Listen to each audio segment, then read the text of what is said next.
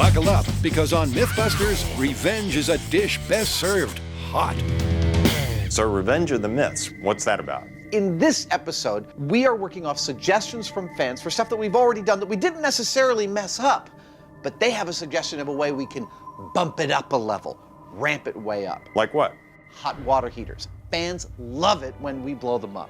And they've noticed that they make fantastic rockets when you point them vertically. But now they want to know what happens if we point them horizontally. What kind of cannon would a hot water heater make? I like that. All we have to do is take one out to the bomb range, strap it down, shoot it at something, and see what kind of mayhem it causes. That's exactly what I was thinking. Ever since the very first tank-turned torpedo, water heaters have become a MythBusters favorite. And the new fan request is this. If you replace a vertical launch with a horizontal one, can you really create a cannon? To find out, the guys wash up at the bomb range armed with their weapon of choice. So how do you want to set this thing up? Well, if the fans want to see a water heater made into a cannon, I guess we got to lie this thing on its side. And if we're going to shoot it on its side, I feel really strongly that we need to shoot it at something. Well, you want to go find something to shoot at, and I'll set this up. I think it's a great plan. It's a divide and conquer type plan that sees Jamie getting to grips with their pressure vessel in waiting. We've set off these water heaters before, and we've learned a couple of things. The first and most important is that you always want to be able to abort. I think we're losing pressure somewhere we can't see. We've just got to abort. All right, well, I'll pull the valve. Sometimes things don't work the way you plan, so in this case, we've got a valve that we can open like so, and that'll relieve the pressure. The other thing that we've done is that we put a couple of pressure sensors here, so we'll always know exactly what's in this tank, and we won't approach it unless these things are saying 0 or unless we've opened the valve. So that's the cannon, and here's the cannon fodder. Yep, Adam's become the man with a van. I know it's big and red, so it's kind of like hitting the broadside of the barn, but that's not going to stop me from making a target, because targets are pretty. And with the target taking shape, that just leaves the lock and load, a process which starts with the addition of 30 gallons of water. My favorite things to blow up, right here. And ends with the unit being hammered into place. Pretty solid. With a mini bulldozer parked in place to further contain the cannon, the heater gets powered up. Hey, it's starting to go, isn't it? It is. I can hear it. And so begins its journey to destruction. Shall I walk you through exactly what's going to go down here? Actually, I think it's pretty clear what's going to go down here. I think my work is done. But for any of you at home worried your water heater might also go ballistic, here's some reassurance. Why doesn't this happen in your house every day? Quite frankly, because they've designed it not to, and here's how. First, they don't restrict either the inlet or the outlet ports of the hot water heaters. That's one place the overpressure can go. Secondly, there's a thermostat in here, which, when the hot water heater's temperature gets too high, shuts off the power to both heating elements until the water heater cools down. Thirdly, and perhaps most importantly, is right here, when you install a hot water heater, you must install an overpressure relief valve. That means when the pressure in here gets too high, it goes and releases the water, thus releasing the pressure from the canister. Needless to say, the MythBusters have disabled all of those features, which is why they've gone to hunker in the bunker. All we do now is wait. It's about halfway there, about 150 PSI. I love this part. It kills me. In spite of all the explosives that we use, water heater explosions are the most exciting. There's the anticipation of waiting for them and not knowing exactly how much destruction there's going to be. It really is something. Pressure's at 160 PSI. From past experience, Adam and Jamie know that there's no blow until the pressure goes beyond 300 PSI.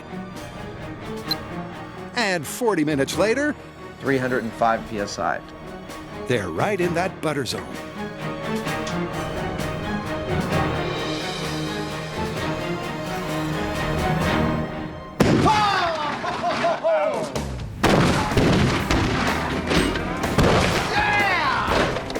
That was awesome! That was. I totally did not expect we would knock over that truck. In fact, I would have bet against it.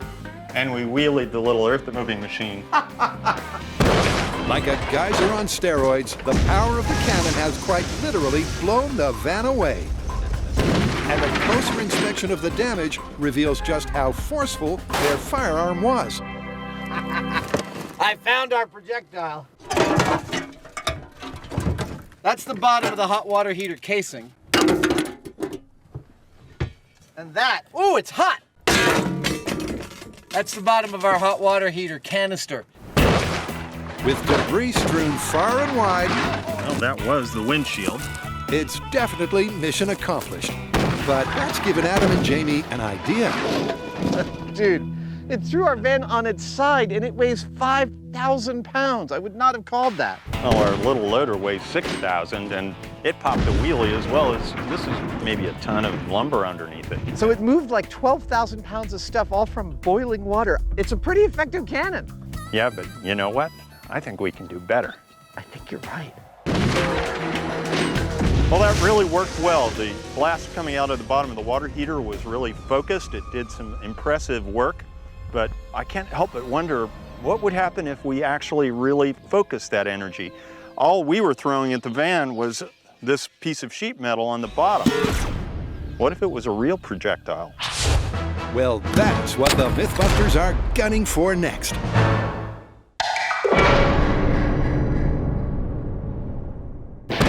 In revenge of the water cannon, Adam and Jamie have just had a blast. That was freaking awesome. Yeah, that was great, wasn't it? But it wasn't really an honest goodness cannon like with a cannonball. You're right. What are you thinking? What if we put the water heater inside a really heavy canister with a barrel mounted on it? And let the energy from the exploding hot water heater contained by the canister propel the cannonball forward. Exactly.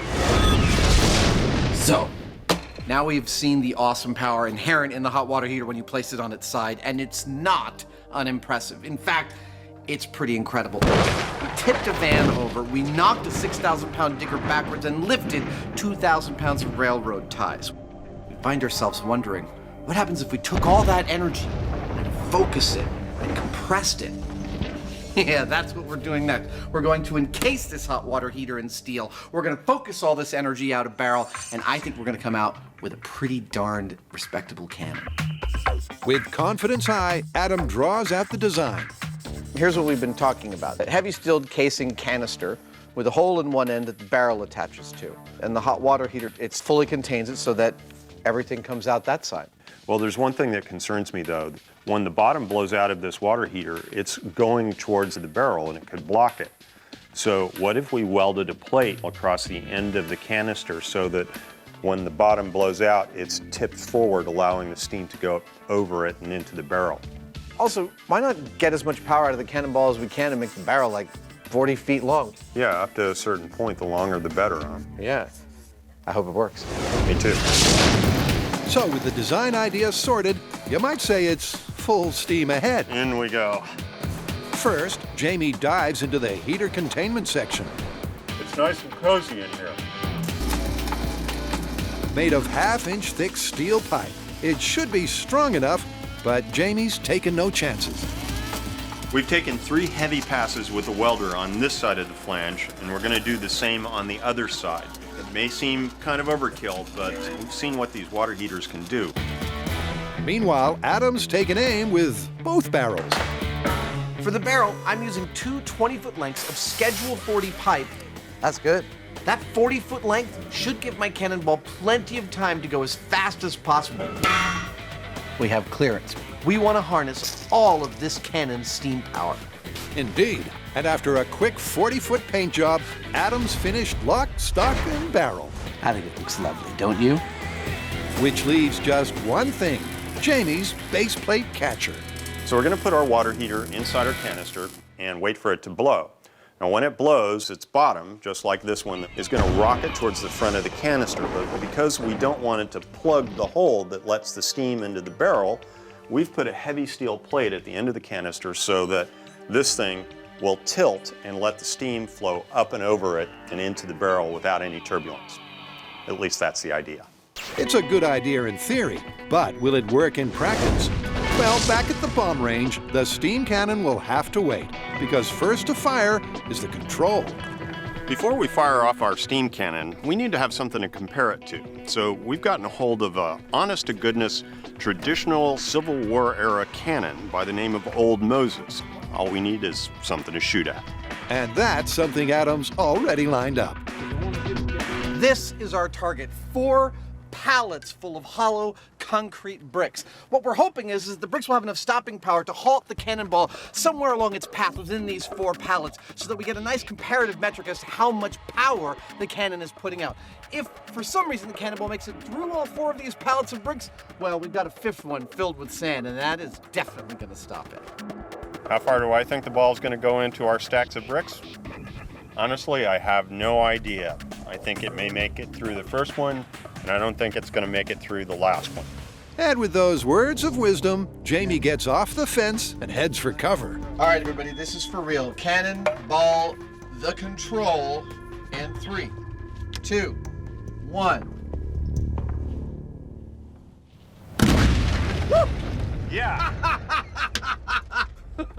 I can't see what happened. What happened? What happened? It hit the bricks. Wow! It sure was a direct hit. But what's important here is not the aim, but the number of bricks destroyed. That's the benchmark that their steam cannon will be compared to. And after surveying the damage, This is it. I got it. Yep, there it is. those numbers are in, and they're pretty substantial. So what do we got? Well, we had 11 rows penetrated, 37 bricks destroyed, and 23 knocked off. That seems like a pretty good metric to start from. Yeah, well, we'll see what the steam cannon does. At the fans' request, we've been looking into harnessing the awesome power of exploding hot water heaters. And so far, without any modification, we got one turned on its side to tip over a 5,000-pound van. But that's not good enough for us. We want to make a real cannon. So this time, we are sealing a hot water heater inside a heavy steel canister with nothing but a 37-foot barrel as its outlet.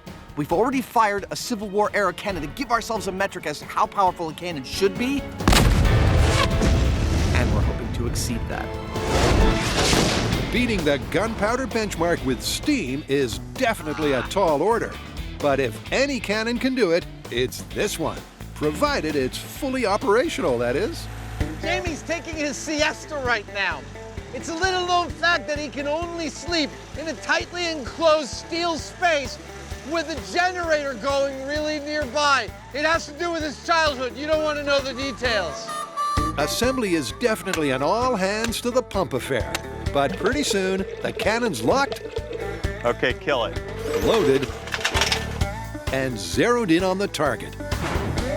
This brick right here, that's where Old Moses hit, and that's where our steam cannon is aimed. It's heating up now, so sometime in about an hour, well, an hour for me, more like 2 minutes for you. In about 2 minutes for you, we're going to obliterate at least 1.5 blocks of concrete bricks. Yeah! That's the theory. But unfortunately, in 20 minutes for Adam and 20 seconds for you, there's a problem. Well, in the realm of not being able to plan for every contingency, take a note at our cannon down there, the blue and white stripe. See where it's pointed? A brush fire has just started on the other side of the hill where we're aimed.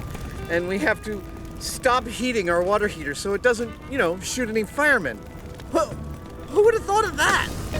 Yep, it's not the fire in the hole they were looking for. But when the burning bush is brought under control, the guys ratchet up the pressure once more. All right, everybody, we're at 150 PSI, so you can't leave your bunkers, you can't approach the gun. It's a no-go zone. This time, the PSI climbs steadily, 210, just like it's supposed to, 220. until it reaches 230, where it suddenly stops I just don't understand what's going on with this one. and then drops, 175. with the tank falling to a pressure that's safe to stand next to. Their only option is to trigger the release valve man. Oh, there we go. and wait for the tank to empty. go! It's hardly the cannon chaos they were after, but failure is always an option. Well, round one was a failure. There's no way around it, so we're gonna reset, have another go.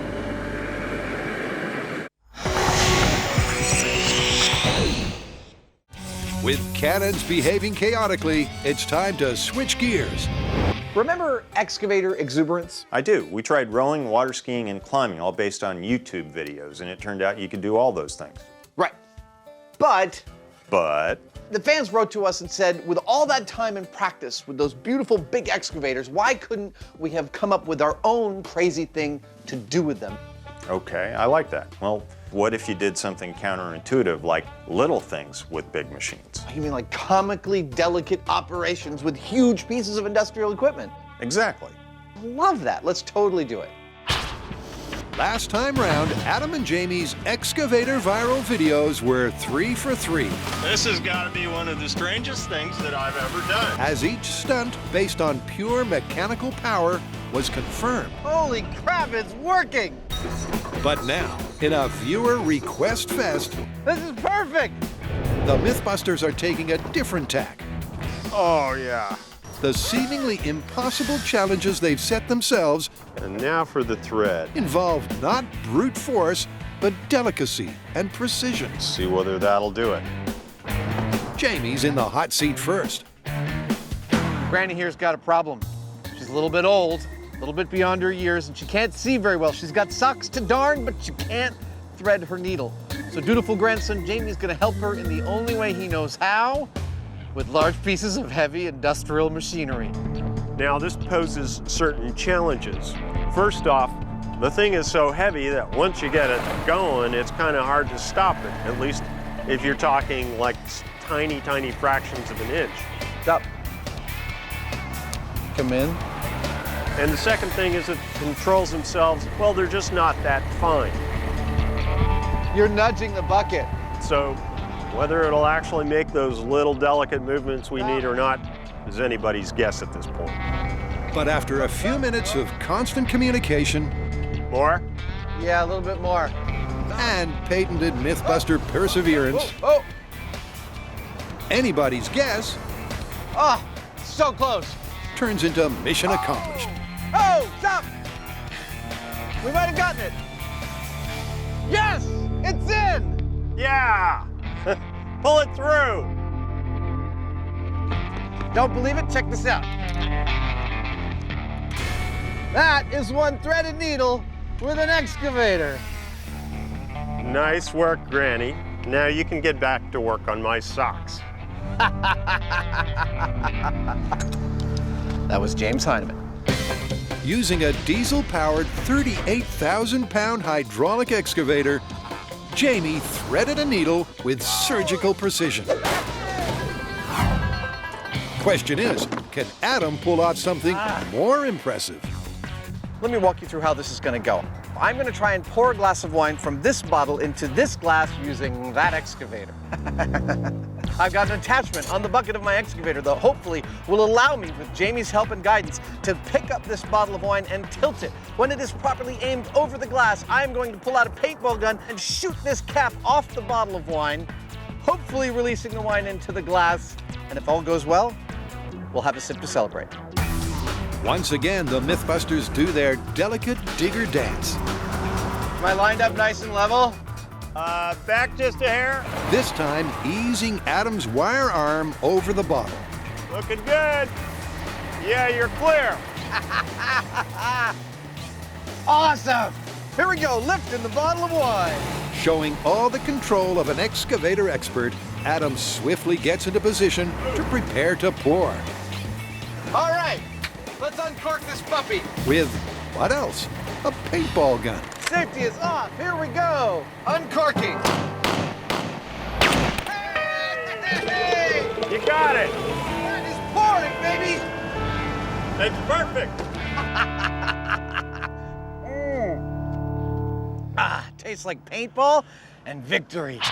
While this method of pouring your wine might not be for everyone, I think that we've definitively proved that if it's just you, your loved one, and some heavy machinery, it's a totally viable method. Our videos are in the can. You think they're gonna go viral? Only one way to find out, and that's to upload them to the net and wait. Well, let's do it. Okay?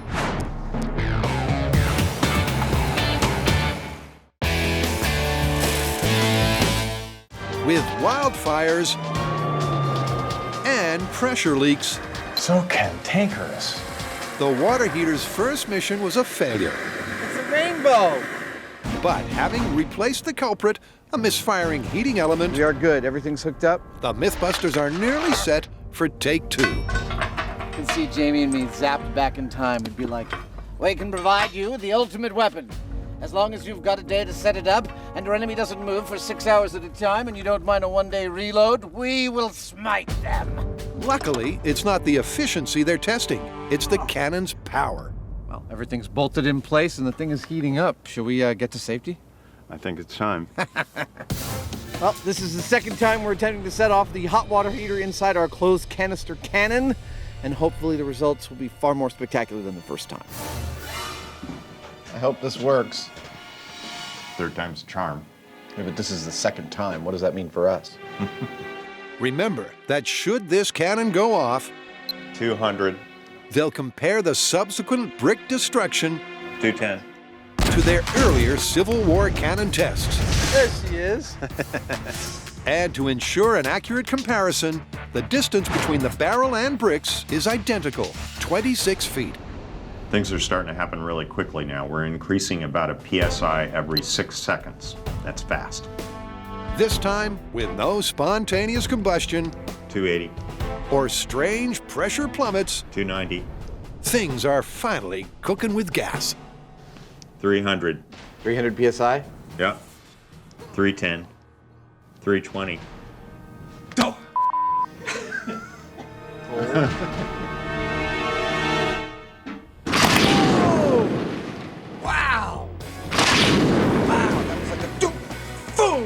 And then it was a fire hose. It sure was both wet and wild as their cannon finally went crazy.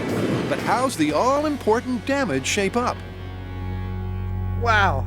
It doesn't look like it made it past the first pallet. I think that's the ball right there. Where's that? Where is it? Oh, there it is. Nice. That was really, really lovely. I'm a little sad that it didn't go farther, but it still went respectably deep. Respectably deep is right, because while it may be true that the steam cannon had less destructive power than its gunpowder counterpart, the damage is dramatic. That means it's an effective cannon. It's not practical, it's not easy to move around a 40-foot cannon and wait hours for it to go off, but it's pretty dangerous. It's a serious cannon. Well, that was a cannonball. That was a cannon. It did its destructive thing, and I think we proved our point. I think mission is fully accomplished. All right, well, let's get out of here. Gotta figure out something else to do with hot water heaters. I love those things.